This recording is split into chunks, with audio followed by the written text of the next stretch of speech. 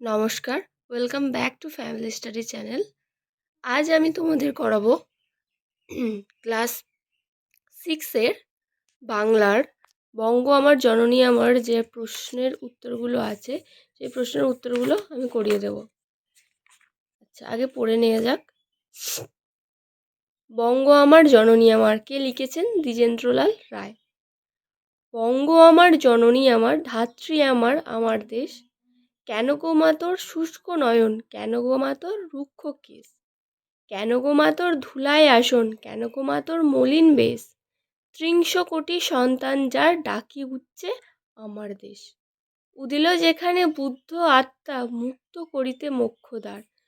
আজিও জুড়িয়া অর্ধ জগৎ, ভক্তি প্রণত চরণে যার।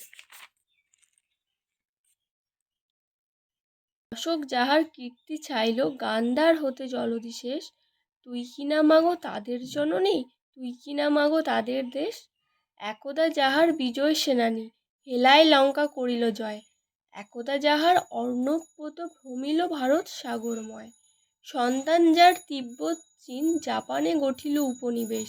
তার কিনা এই ধুলায় আসন, তার কিনা এই ছিন্নবেশ। উঠিল যেখানে মুরজ মন্ত্রে, নিমাই কণ্ঠে মধুর তান। ন্যায়ের বিধান দিল রঘুমণি, চণ্ডীদাস জেতা গাহিল গান। যুদ্ধ করিল প্রতাপাদিত্য, তুই তো মা সেই ধন্য দেশ। ধন্য আমার যদি এ শিরায়, থাকে তাদের রক্তলেশ। যদিও মা তোর দিব্য আলোকে, ঘিরে আছে আজ আঁধার ঘোর। কেটে যাবে মেঘ, নবীন গরিমা, ভাতিবে আবার ললাটে তোর। আমরা ঘুচাবো মা তোর দৈন, মানুষ আমরা নহি তো মেষ। দেবী আমার, সাধনা আমার, স্বর্গ আমার, আমার দেশ। কিসের দুঃখ, কিসের দৈন, কিসের লজ্জা, কিসের ক্লেশ। ত্রিংশ কোটি মিলিত কণ্ঠে, ডাকে যখন আমার দেশ। চলো এই প্রশ্নের উত্তরগুলো এবার করিয়ে দেবো।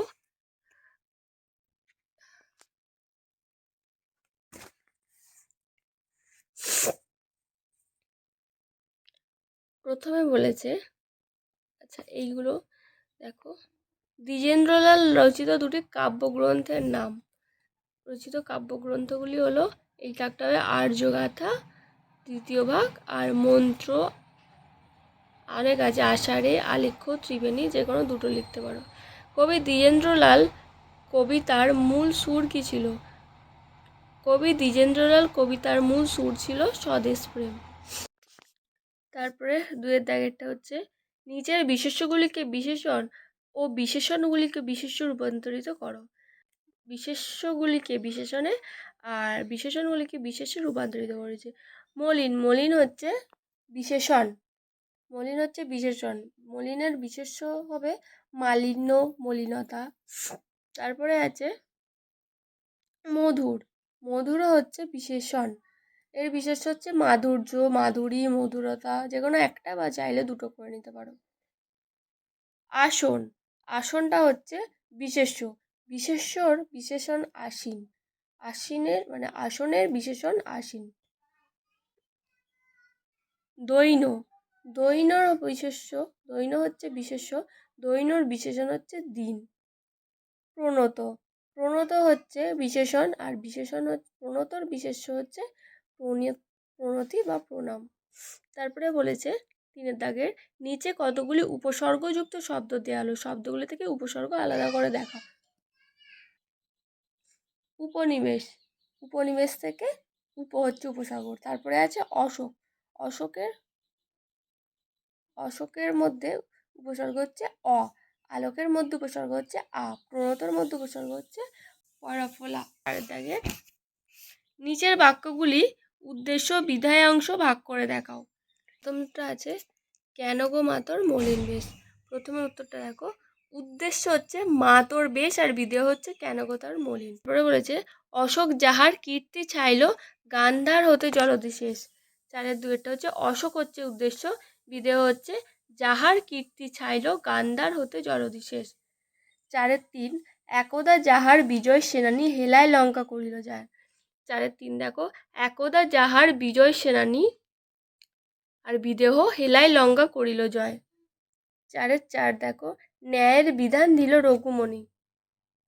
রঘুমণি হচ্ছে উদ্দেশ্য, আর ন্যায়ের বিধান দিল হচ্ছে বিদেহ। তারপরে 4-5 নবীন গরিমা ভার দিবে আবার ললাটে তোর।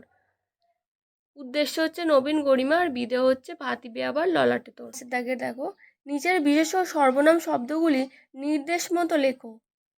যেমন একটা করে দিয়েছে মা যোগ নিমিত্ত যোগ একবচন সমান মায়ের জন্য। 5-1 আমি যোগ সম্বন্ধপদ প্লাস বহুবচন মানে হচ্ছে আমাদের। তারপরে হচ্ছে শূন্যস্থান পূরণ দিয়েছে, তারপরে যোগ কর্তৃকারক যোগ বহুবচন যোগ সমান আমরা, এটা হবে আমি।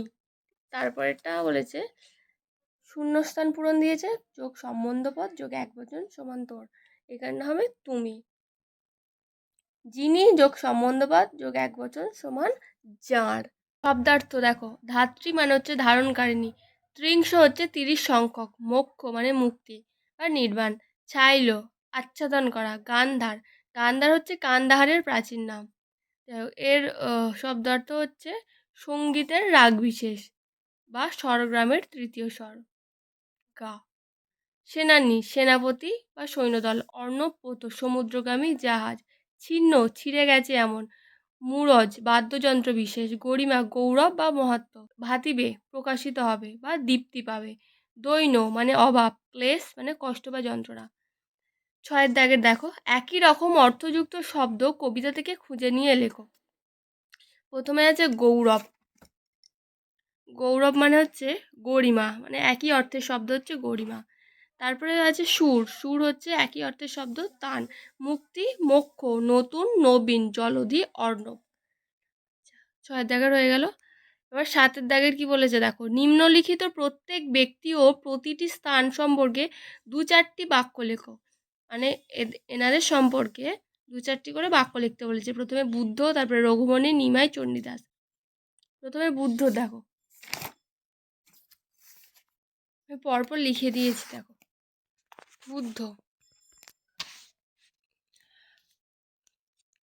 বুদ্ধ প্রাচীন ভারতের বিখ্যাত দার্শনিক ও বৌদ্ধ ধর্মের প্রতিষ্ঠাতা গৌতম বুদ্ধ 566 খ্রিস্টাব্দের নেপালের লুম্বিনী নগরে জন্মগ্রহণ করেন। তিনি বৌদ্ধ ধর্মের প্রতিষ্ঠা করে সারা পৃথিবীতে প্রেম ও বাণী প্রচার করেছিলেন। খুব ছোট ছোট করে লিখে দিয়েছি, খুব সহজ ভাষায় লিখে দিয়েছি, তোমরা লিখে নিবে। রঘুমণি, শ্রী চৈতন্যদেবের সময়ে রঘুমণি নবদ্বীপে জন্মগ্রহণ করেন। তিনি ন্যায়শাস্ত্রে সুপণ্ডিত ছিলেন। নিমাই, বাংলায় বৈষ্ণব ধর্ম প্রসারে নিমাই বা চৈতন্যদেবের ভূমিকা অপরিসীম। ব্রাহ্মণ শূদ্র সমাজের যে কোনো ধর্ম ও বর্ণের মানুষ মাত্রই হরির নাম কীর্তন করবার অধিকারী, এই কথা তিনি প্রচার করেন। চৈতন্যদেব জাতিভেদ বর্ণভেদ মানতেন না। চণ্ডীদাস, মধ্যযুগের অন্যতম জনপ্রিয় কবি চণ্ডীদাস নামের অনেক কবির সন্ধান এ যুগে পাওয়া যায়, যেমন বড়ু চণ্ডীদাস, দীনচণ্ডীদাস। এই ছিল 7 দাগের উত্তরগুলো। এবার 8 দাগের অবধি তোমাদের উত্তরগুলো আমি করিয়ে দিয়েছি। 1 প্রশ্নটা কি বলেছে দেখো, কবি দেশকে কি কি নামে সম্বোধন করেছেন? কবি দেশকে জননী, ধাত্রী, মা, দেবী, সাধনা, স্বর্গ ইত্যাদি নামে সম্বোধন করেছেন। 2 কেন গোমাতার মলিন বেশ, মা বলতে কবি কাকে বুঝিয়েছেন? তাকে মা বলা হয়েছে কেন? আগে প্রথমের প্রশ্নটা দেখি, মা বলতে কবি কাকে বুঝিয়েছেন? কবি দ্বিজেন্দ্রলাল রায় মা বলতে দেশমাতা ভারতবর্ষকে বুঝিয়েছেন। তারপরে প্রশ্নটা বলেছে তাকে মা বলা হয়েছে কেন? এরকম ডবল প্রশ্ন থাকলে তোমরা লাইন একটা কিছুটা ছেড়ে লিখবে, যাতে দেখতে সুন্দর লাগে। মা যেমন আমাদের ধারণ করেন, রক্ষা করেন, ঠিক তেমনই দেশ জননীও তার সন্তানদের আগলে রাখেন, তাদের সুরক্ষা ও আশ্রয় দান করেন। এই কারণেই কবি তাকে মা বলে সম্বোধন করেছেন। মায়ের বেশ মলিন ও কেশ রুক্ষ কেন? দেশমাতার বেশ মলিন ও কেশ রুক্ষ তার কারণ তিনি এখন পরাধীন, অত্যাচারী শাসকদের শোষণে তার গৌরব ও সমৃদ্ধি লোপ পেয়েছে, তাই দেশমাতার বেশ মলিন ও কেশ রুক্ষ। 4 অশোক কোথায় কোথায় তার প্রভাব বিস্তার করেছিলেন? অশোক গান্ধার প্রদেশ থেকে দক্ষিণ ভারত পর্যন্ত তার প্রভাব বিস্তার করেছিলেন। অর্ধজগৎ ভক্তি প্রণত চরণে যার, অর্ধজগৎ বলতে কবি কি বুঝিয়েছেন? কার চরণে তার প্রণত হয়েছে? অর্ধজগৎ বলতে কবি অর্ধজগৎ বলতে সারা বিশ্বের অর্ধেক অংশের কথা বোঝানো হয়েছে। আর পরের প্রশ্নটা হচ্ছে কার চরণে তা প্রণত হয়েছে? অর্ধজগৎ গৌতম বুদ্ধের চরণে প্রণত হয়েছে। যুদ্ধ করিল প্রতাপাদিত্য। প্রতাপাদিত্য কে ছিলেন? তিনি কাদের সঙ্গে যুদ্ধ করেছিলেন? প্রতাপাদিত্য ছিলেন বাংলাদেশের বিখ্যাত 12 জন রাজার একজন। যশোর খুলনার বিস্তৃত অঞ্চলে তার সাম্রাজ্য বিস্তৃত ছিল। তিনি কাদের সঙ্গে যুদ্ধ করেছিলেন? প্রতাপাদিত্য মোগলদের বিরুদ্ধে যুদ্ধ করে বঙ্গদেশে তাদের আধিপত্য বিস্তার রুখেছিলেন। ধন্য আমরা বলতে কাদের বোঝানো হয়েছে? আমরা কখন নিজেদের ধন্য বলে মনে করতে পারি? আমরা বলতে পরাধীন ভারতের নাগরিকদের কথা বোঝানো হয়েছে। আর তারপরে যেটা আছে, আমরা কখন নিজেদের ধন্য বলে মনে করতে পারি? আমরা নিজেদের ধন্য বলে মনে করব যখন প্রত্যেকে বীর প্রতাপাদিত্য, চৈতন্যদেব, চণ্ডীদাস কিংবা সম্রাট অশোক বা গৌতম বুদ্ধের আদর্শকে ঠিকমতো অনুসরণ করতে পারব। নবীন গরিমা কিভাবে ললাটে ফুটে উঠবে?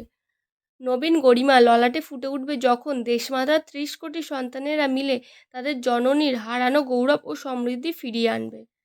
লাস্ট প্রশ্ন, আমরা কিভাবে বঙ্গজননীর দুঃখ, দৈন্য, লজ্জা দূর করতে পারি? 30 কোটি জনগণের মিলিত চেষ্টায় দেশ জননীকে পরাধীনতা থেকে মুক্তি দিয়ে তা করা সম্ভব। আজকের উত্তরগুলো ছিল এই পর্যন্তই। খুব সহজ করে লিখিয়ে দিয়েছে, তোমরা লিখে নেবে আর মুখস্থ করবে। আর কোনো প্রবলেম হলে কমেন্টে জানাবে। একটা লাইক, কমেন্ট অ্যান্ড সাবস্ক্রাইব করে দেবে। Thank you.